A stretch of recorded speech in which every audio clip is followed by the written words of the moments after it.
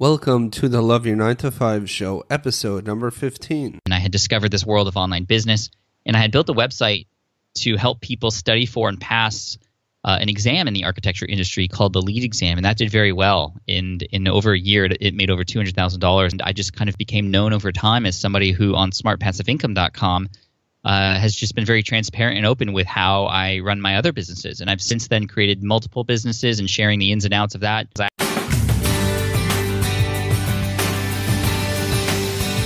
Caution, you will begin to love your 9 to 5 with this show. Join us as we explore and discover your unique strengths and learn to apply them to your daily business activities with your host, Shmuel Septimus.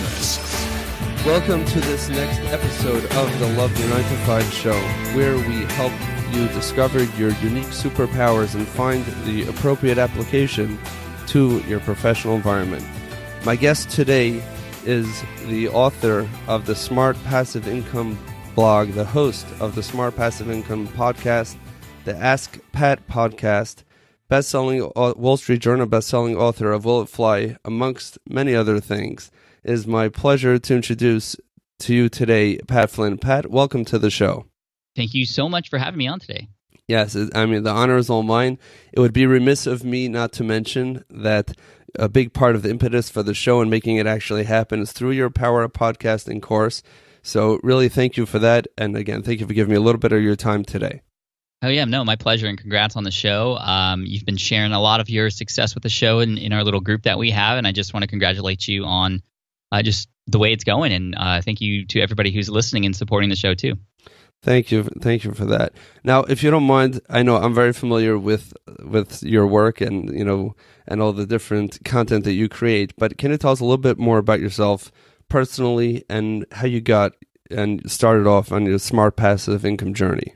Yeah, I mean, I'm a father first off, and a husband here in San Diego, California. I have two beautiful children and a beautiful wife, and I'm so blessed that I'm able to have a lifestyle that allows me to work and enjoy what I do when I work, but also be here with my family and being able to witness all their firsts. And I wouldn't have been able to do that if it wasn't for actually the incredible story of how I kind of gotten into online business. It actually wasn't my plan. I was actually somebody who had graduated with a BA in architecture from Berkeley, and I was just so excited to have that be my life.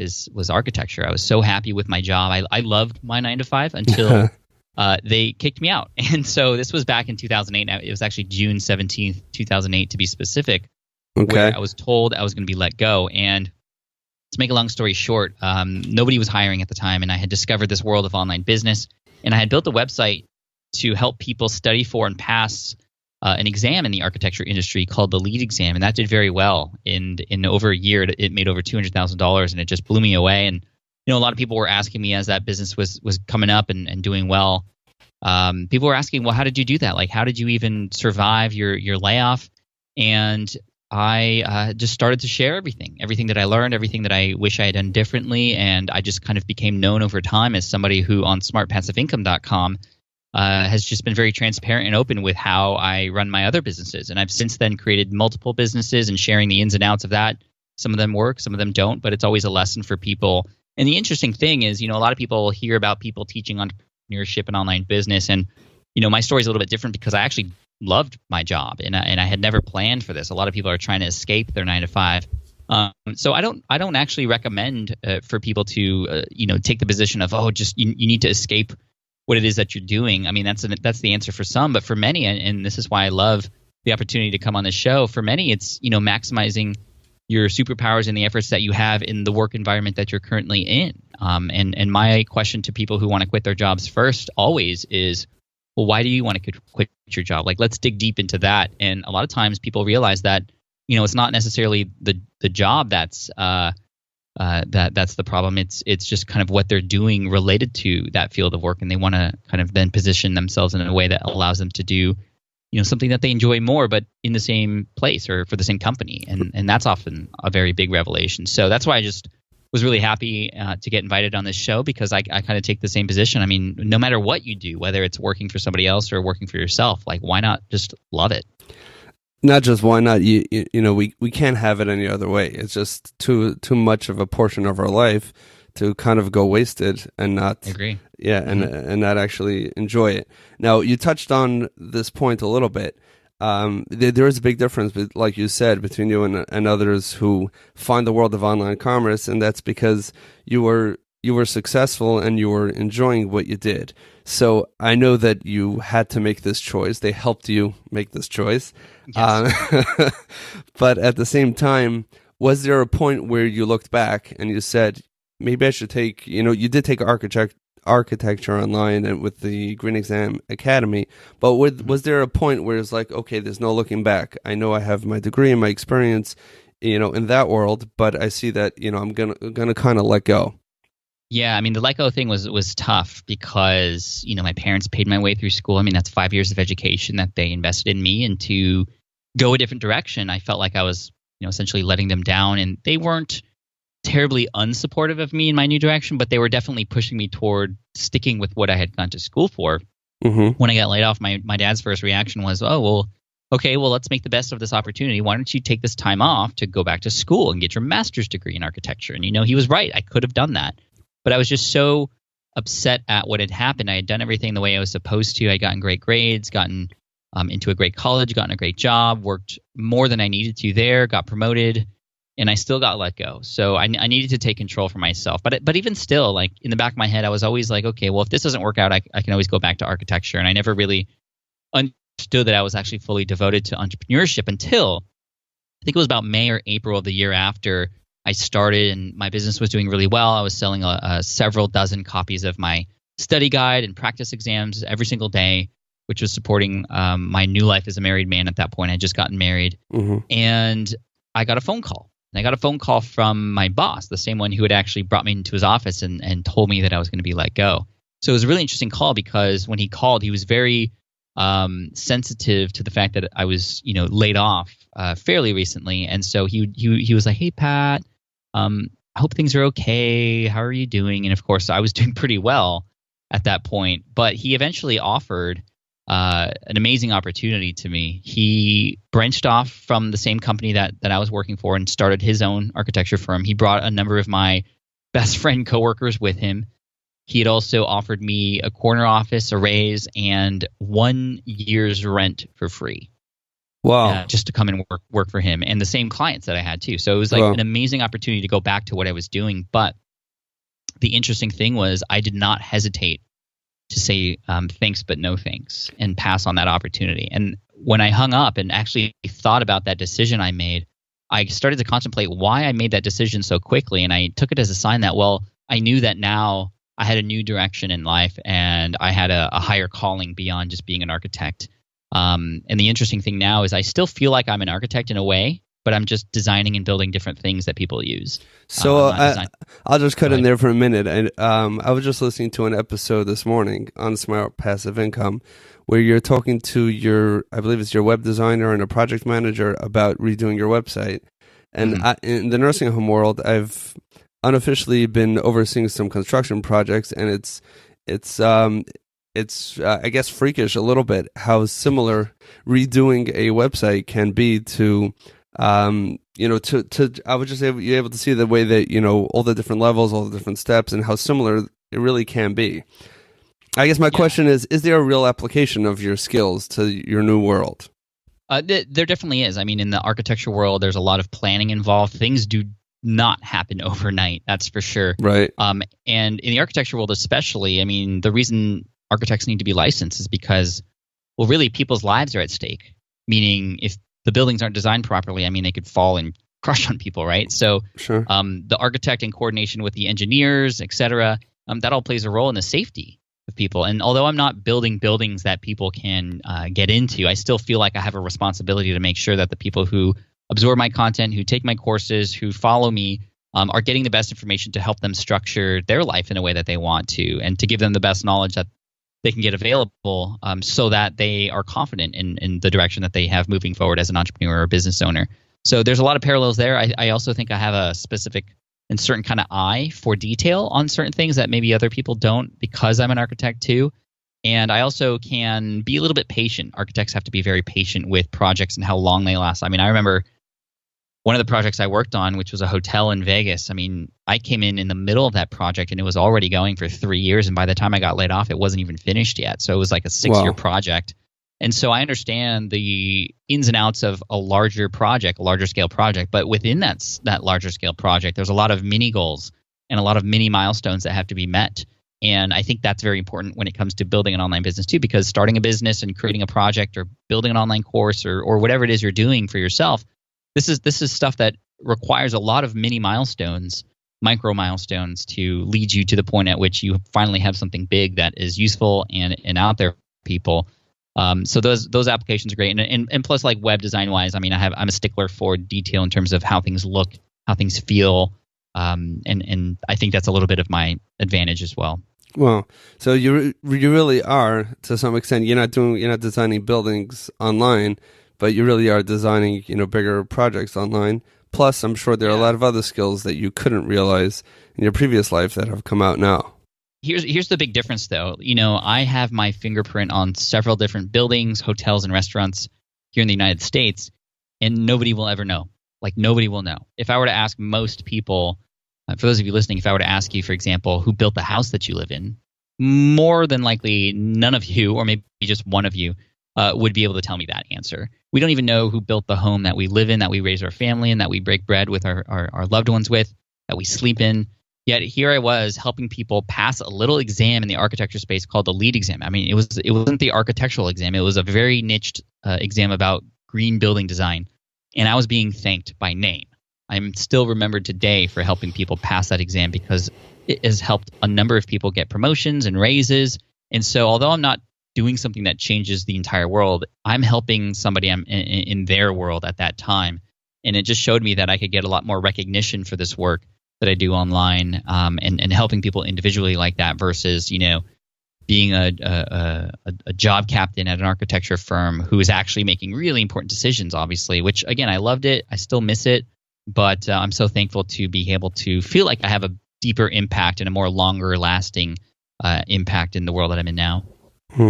Was there that, which is really fascinating, how you can have that direct relationship with the people who actually consume your products, as opposed to the architecture world. By the time you're done, the people who are living there have no idea that you had any piece of the project.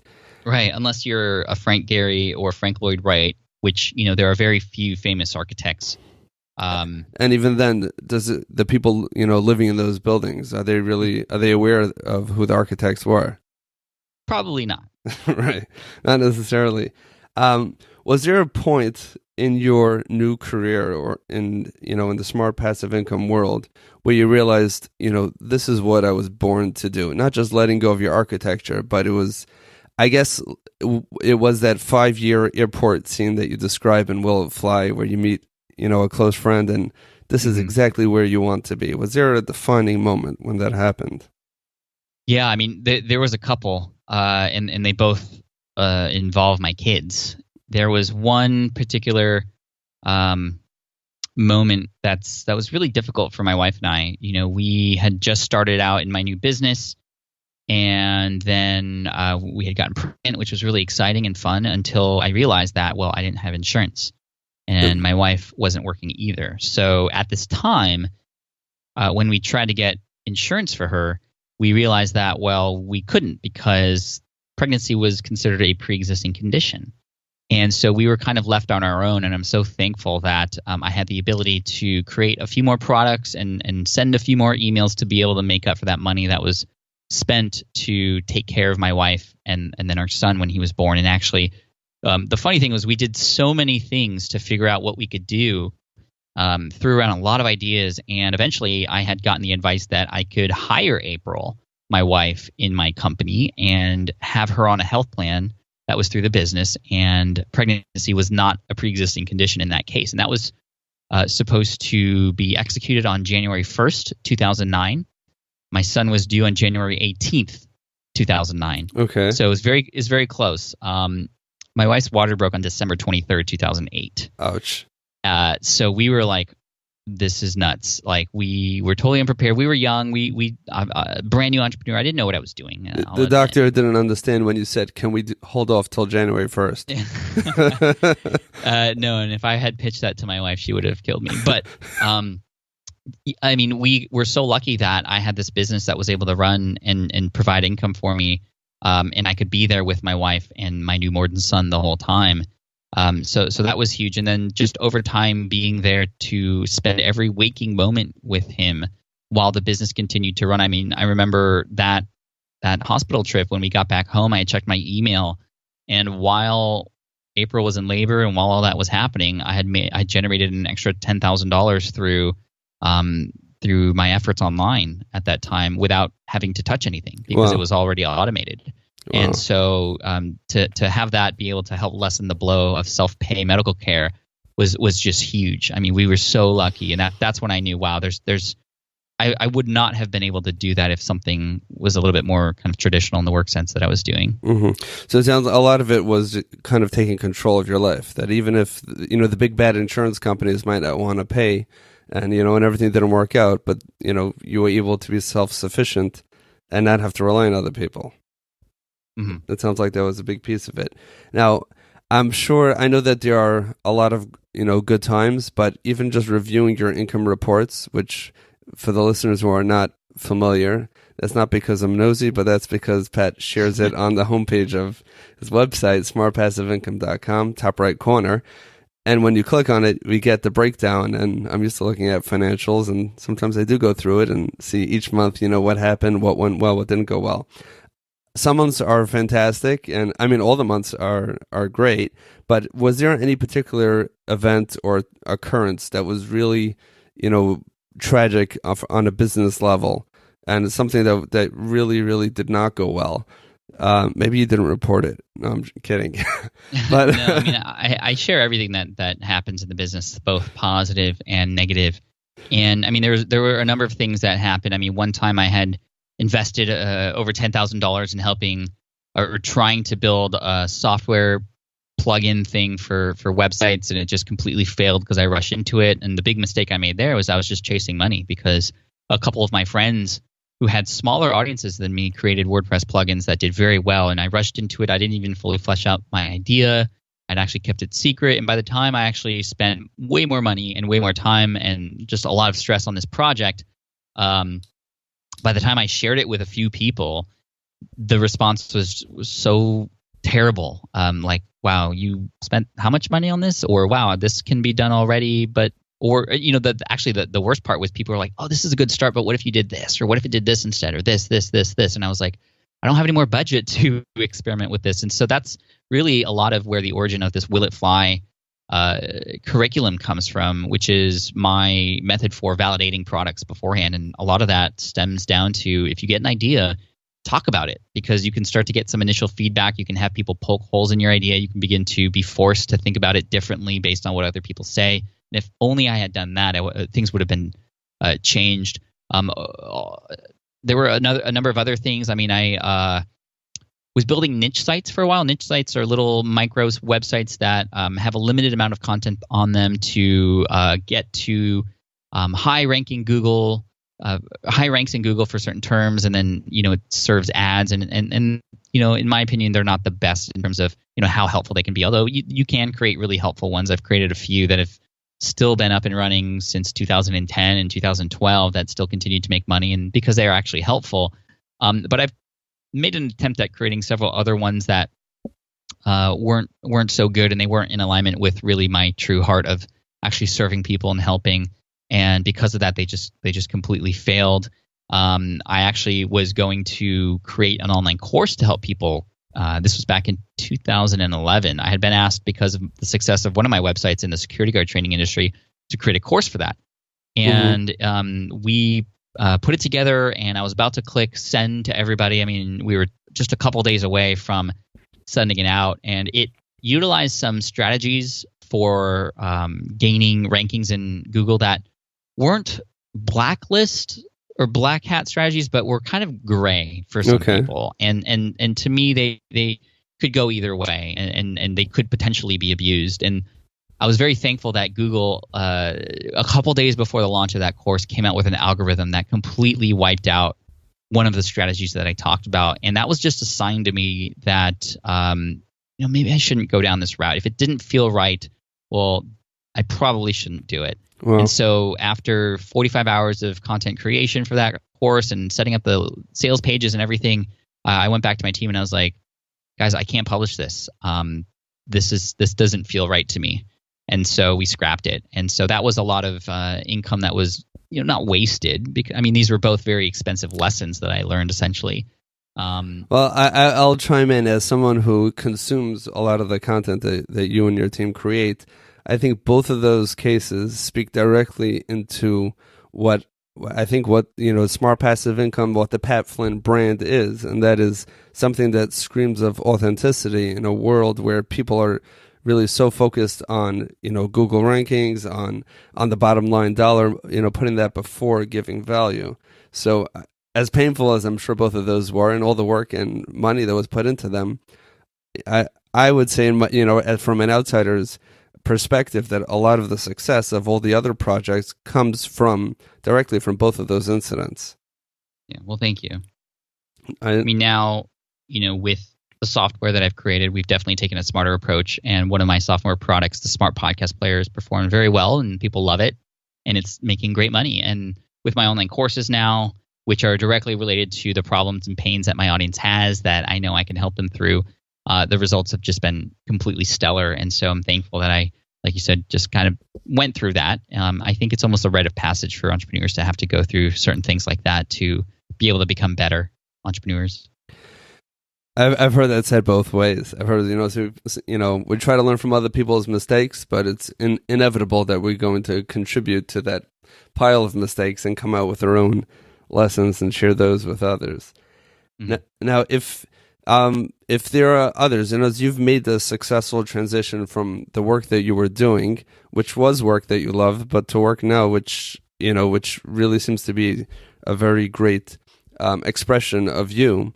For other listeners who are out there and trying to figure out, perhaps they don't love their work as much as you loved your first career, or maybe they do, but they're looking to really get it realigned, other than asking their boss to let them go. Are there any particular tools or resources that you would recommend, or ideas that you would recommend for someone to be able to take that next step, to get closer, bring their superpowers closer to a real application in their professional environment, whatever it is? Yeah, I think a lot of it is based on self-reflection first. You have to, like I talk about in my book, Will It Fly, through those initial thought experiments and exercises, you have to really understand what you want. Like, what is it truly that you're looking for if you are unhappy? Because I think a lot of people might not be completely fulfilled or might seem, partially happy, but, to get them to fully happy, we don't even analyze what that might be. And if you don't do that, you're not going to understand how to get better. And, you're just going to continue to do the same things over and over and over again. And something will be missing. And I think it was Einstein who said that, when you do the same thing over and over again and expect different results, that's the definition of insanity. And so I feel like it's really important to define where you want to be and what your goals are, what would make you happy. And then I love, as you know, these thought experiments. So, okay, if this were to happen, if this were to change, how might my life be? What could be different? Would I be happy? And that's why this 5-year goal analysis through the airport test and understanding what your superpowers are in alignment with that, plus understanding what patterns have happened in your life for what actually has made you happy. You can begin to start to piece things together. And it doesn't necessarily mean you need to change where you're at. It just needs to change how you're doing with where you're at, or what you're doing with where you're at. Excellent. And a lot of times it also involves experimentation, because sometimes you might not know the right answer, but as long as you know that you aren't fulfilled, well, then you know that the right answer is at least try something different and experiment and kind of adjust and pivot if needed. Got it. So there's no button to push. It's actually going to be some hard work and self-reflection. Yeah, we all want the push button, easy success path these days. And I think that's the other misconception. There's a lot of really good marketers and people out there who hire really good copywriters who will tell you that this stuff is easy, that this stuff can happen overnight, and then they want your credit card. I'm here to tell you, without having to pay anything, that this stuff is not easy. Feeling successful in life is not something that comes without a little bit of thought and a little bit of pain and a little bit of experimentation. But as I'm sure everybody out there knows, this is the one life we have to live. And so why wait until you're 60, 65 and you're retired to have fun and enjoy life? Why not put in the things now, although it might be a little hard? When you think back in your life of all the most amazing things that have happened, it was probably preceded with some hard stuff. But life's most amazing things happen outside of your comfort zone. So, hey, let's get out of your comfort zone and make things great. Awesome. I could just tell you, as working with seniors all day, when people hit 65, many times the imagined retirement never actually materializes when there are health challenges and other social challenges that come into play. So, like Tim Ferriss, which I know that you're very familiar with, let's do those mini retirements now. Now, I know your time is precious. I don't want to hold you up.